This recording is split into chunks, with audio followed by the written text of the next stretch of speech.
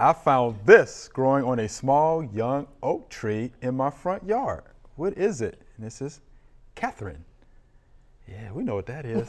That's a gall from a cynipid wasp. Yeah, now I didn't know that. I just knew it was a wasp. Cynipid So wasp. yeah, and learned a little bit about that from Wes Hopper, who's been on the show, a certified arborist, and looked at some pictures, and that's what that is. That's what it is. It was a peculiar shape. Yeah, that's what kind of threw me, because most galls, are round. Right. The insect galls. So. And most of the, big knotty galls that you see on your woody oak ones, trees, the woody ones, yeah, usually caused by wasp. Yeah. Yeah, which are beneficial.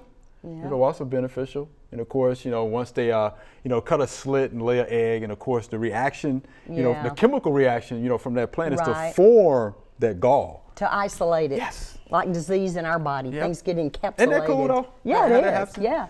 And inside of some of those galls, of course, would be eggs. Right. Yeah. So they're inside of there. They're eating. They're feeding.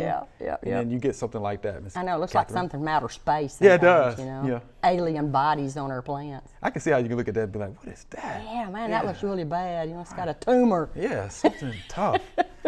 All right, so Catherine, we appreciate that picture. Good picture, by the way. All right. And don't worry about it. Yeah, and don't worry about it. Yeah, don't worry about that. Yeah. I mean, if it really bothers, it's a young oak tree, she said. Yeah, it's young. If she could get to the leaves and it really bothers her, she can pull all that off. But otherwise, I wouldn't worry about it. Yeah, I wouldn't worry about that at all.